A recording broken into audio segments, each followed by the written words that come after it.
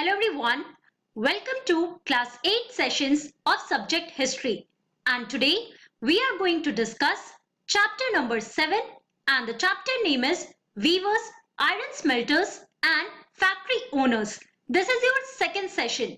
तो बच्चों हम लोग क्लास 8 का सब्जेक्ट हिस्ट्री डिस्कस कर रहे हैं और इसमें हम लोग चैप्टर नंबर 7 डिस्कस कर रहे हैं. चैप्टर का नाम है weavers, iron smelters and factory owners और ये आपका सेकंड सेशन है. So let's start with it. तो बच्चों एक बार ब्रीफ रिकैप कर लेते हैं कि लास्ट क्लास में हम लोगों ने क्या क्या कंप्लीट कर लिया था and after that we will continue with our discussion. So in our last class we were talking about the introduction और introduction में हमने देखा that in this chapter we shall focus on the crafts and the industries जो हमारा two important industries है, that is the textile and iron and steel industry. Okay, और जब हम लोग बात करते हैं अबाउट इंडस्ट्रियल रिवोल्यूशन, तो इंडस्ट्रियल रिवोल्यूशन हमारा सबसे पहले ब्रिटेन में हुआ था, तो हमने उसके ऊपर भी फोकस किया था दैट व्हेन इन 1850s जब iron and steel industries it started to come up in Britain, it was called as the workshop of the world. Also हमने ये भी देखा था that in late 18th century या अगर हम 16th सेंचुरी की बात करते हैं तो उस टाइम क्या हो रहा था कि जो भी यूरोपियन ट्रेडिंग कंपनीज थे बच्चों, वो इंडिया से आके जो भी आपके टेक्सटाइल प्रोडक्ट्स थे उनको वो ले जाते थे and they used to sell that in Europe. Okay, Europe या ब्रिटेन के पार्ट्स में वो लोग सेल किया करते थे and also they used to gain profit from that, है ना. तो ये सारे पॉइंट्स हम लोगों ने डिस्कस किया यहाँ पे. After that we focused on Indian textile and the world market. इसमें हमने देखा कि अगर हम इंडियन सब कॉन्टिनेंट की बात करते हैं तो हमारा सबसे ट्रेडिशनल इंडस्ट्री था that is the textile industry और उसमें सबसे इंपॉर्टेंट था कॉटन टेक्सटाइल इंडस्ट्री, राइट. तो कॉटन टेक्सटाइल इंडस्ट्री की जब हम बात कर रहे हैं, so it happened before 1750s जब Bengal it was not under the Britishers. तो उस टाइम पे क्या हुआ था that Bengal it was the largest producer of cotton textile और यहां से डिफरेंट रीजन्स में ऑल ऑफ द वर्ल्ड ये प्रोडक्ट्स को भेजा जाया करता था, है ना. तो अगर हम वर्ल्ड मार्केट की यहाँ पे बात कर रहे हैं तो दो तीन मेन रीजन्स थे. पहला था हमारा south east Asian countries that is Java, Sumatra and पेना.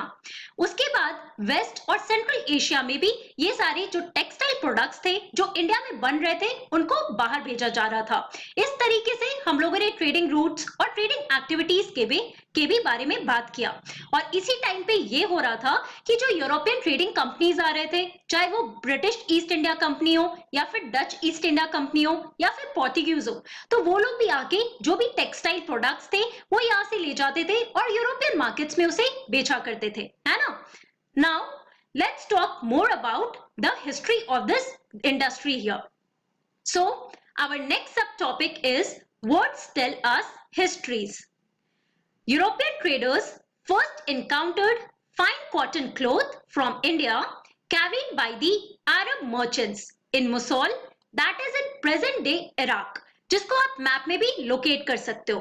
तो आपका जो प्रेजेंट डे इराक का रीजन है बच्चों, उसमें हमारा ये छोटा सा रीजन है दैट इज मोसुल. और यूरोपियन ट्रेडर्स को सबसे पहले कॉटन टेक्सटाइल के बारे में कैसे पता चला, तो उनको सबसे पहले पता चला बाय द अरब मर्चेंट्स. और ये अरब मर्चेंट्स क्या कर रहे थे कि इंडियन टेक्सटाइल्स को वो मुसौल ले जा रहे थे. ओके, और इसी के थ्रू यूरोपियन ट्रेडर्स को भी पता चला about this fine cotton cloth that was being produced in India. So they began referring to all the finely woven textiles as muslin. Okay, अब यहाँ पे आप देखो कि इन्होंने एक नया टर्म दिया कि जितने भी आपके प्रोडक्ट्स थे, जो भी आपके टेक्सटाइल फाइन कॉटन टेक्सटाइल्स थे बच्चों, उसको इन्होंने एक टर्म से रेफर किया that was known as the muslin cloth. काफी फाइन और काफी सॉफ्ट क्लोथ होता है as you can see in the picture here, right. और ये बंगाल के रीजन में सबसे ज्यादा प्रोड्यूस हुआ करता था. Now when the Portuguese first came to India in search of spices, they landed in Calicut, that is on the Kerala coast in the southwest India. Again, Calicut के रीजन को आप मैप में भी लोकेट कर सकते हो, जैसे मैंने आपको प्रीवियस सेशन में जो मैप रेफर किया था. ओके, तो अगर हम यूरोपियन पावर्स की बात कर रहे हैं, उसमें हमारा एक यूरोपियन पावर था, दैट इज द पोर्टुगीज। तो पोर्टुगीज जब इंडिया में आए बच्चों, तो वो सबसे पहले कालीकट की तरफ गए, ओके, केरला के रीजन में गए, और वहां पे वो लोग गए थे इन सर्च ऑफ स्पाइसेस। और आपको ये भी पता होगा कि इंडिया से बहुत सारे स्पाइसेस भी बाहर एक्सपोर्ट किए जाते थे, है ना। तो इसी टाइम पे जब वो लोग कालीकट में आए थे, तो उनको पता चला about the cotton textile, okay. Now, the cotton textiles which they took back to Europe along with the spices came to be called as calico. तो यहाँ से जो भी वो लोग कैलिकट से जो भी कॉटन टेक्सटाइल प्रोडक्ट्स जो भी वो ले जा रहे थे बच्चों along with the spices to Europe, उसके लिए एक नया टर्म यूज किया गया, that is calico. And this term calico it has been derived from Calicut. क्यों?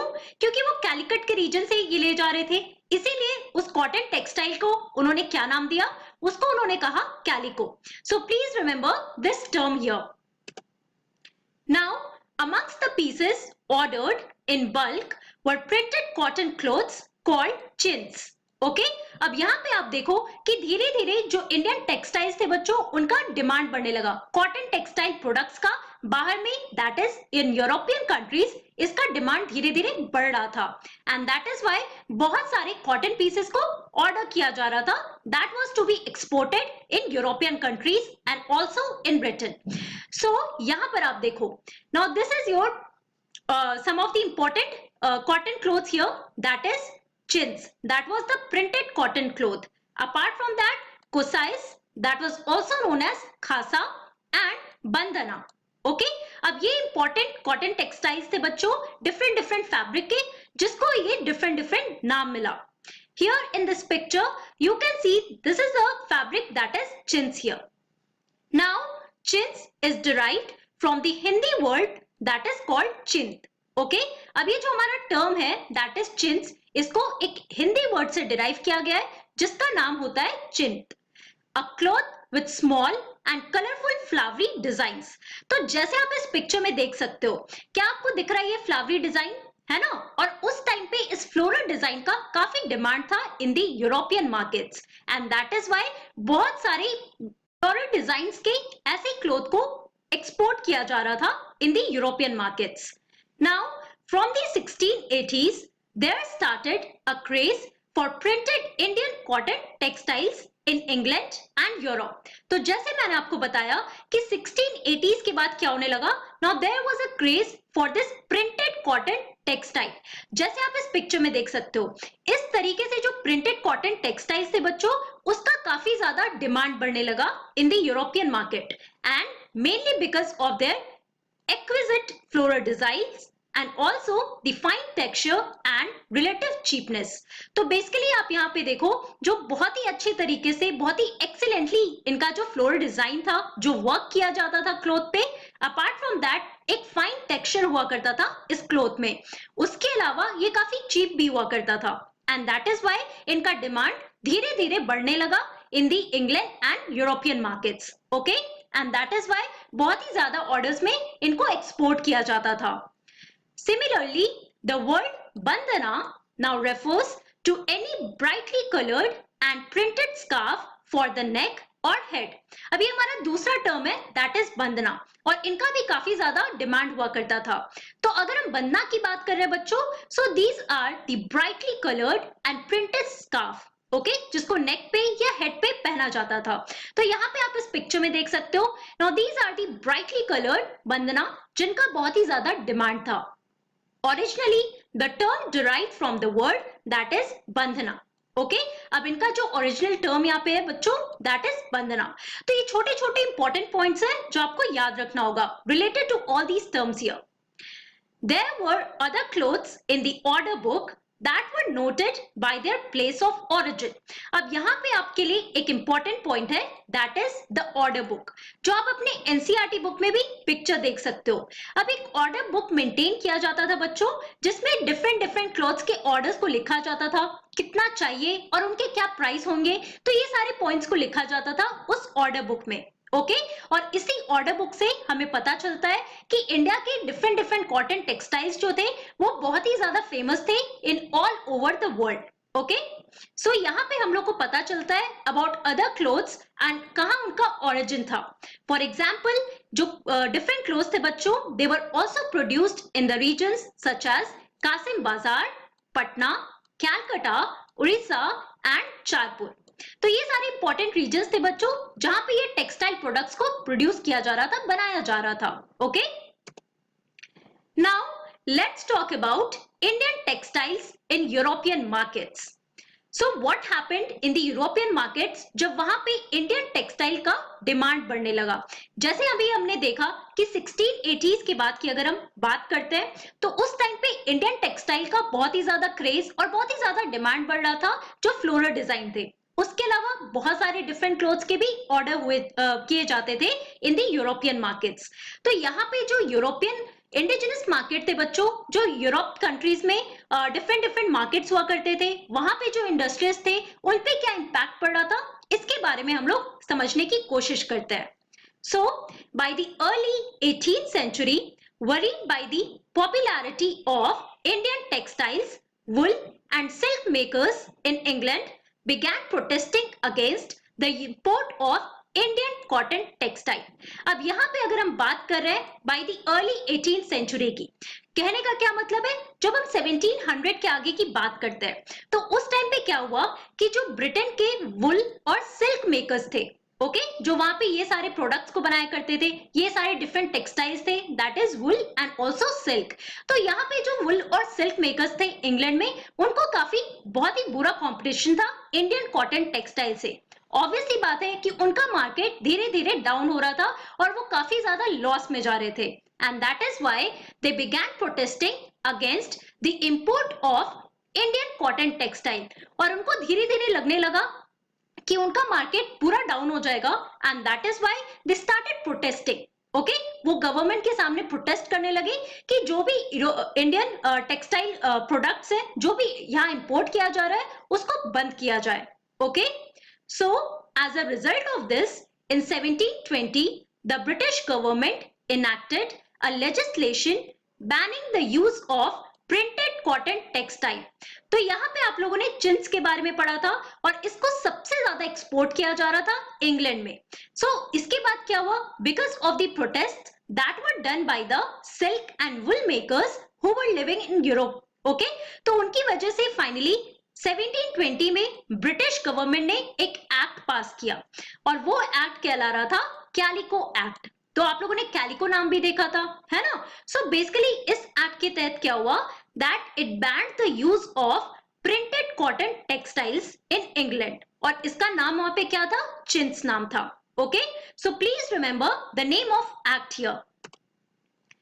At this time the textile industries had just begun to develop in England.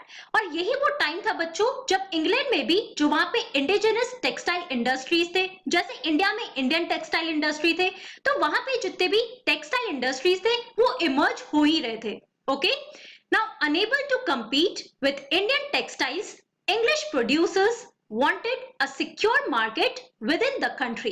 अब वो जितने भी आपके इंग्लिश प्रोड्यूसर्स थे, चाहे वो वुल मेकर्स हो या सिल्क मेकर्स हो, तो ऑब्वियसली उनका कोई प्रॉफिट हो नहीं रहा था, वो compete नहीं कर पा रहे थे against the demand of Indian cotton textile.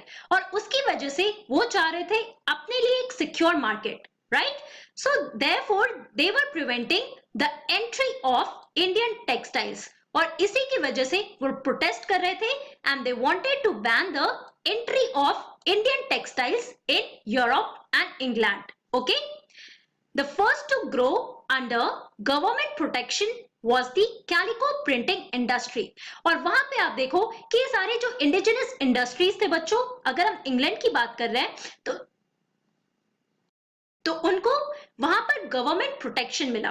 And the first industry to grow under the government protection was the calico printing industry. तो यहां से जो भी वो कॉटन टेक्सटाइल ले जा रहे थे उसका नाम उन्होंने कैलिको रखा, और वहां पे जो भी वहां पे इंडस्ट्रीज उनके बन रहे थे उसका भी नाम था calico printing industry.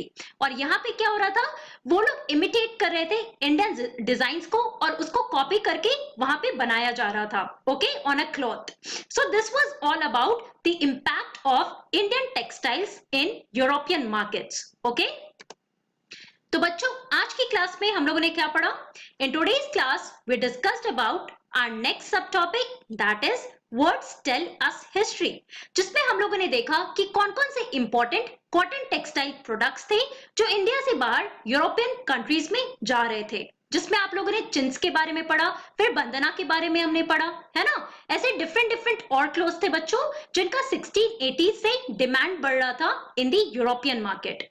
After that, we also discussed about the Indian textile in European markets. That what was the impact of the growing demand of the Indian textile in European market. तो हमने देखा कि जो wool और silk makers थे, they were protesting against the entry of Indian textiles. वो अपने लिए एक सिक्योर मार्केट चाह रहे थे और उसकी वजह से क्या हुआ, 1720 में ब्रिटिश गवर्नमेंट को एक एक्ट पास करना पड़ा. That was the calico act. Okay, so this was all about the Indian textile in European markets. अब बच्चों, in our next class, we are going to talk more about the weavers and also what was the impact in India. Okay, about the traditional industries there. So that's all for today. Thank you very much. Have a nice day.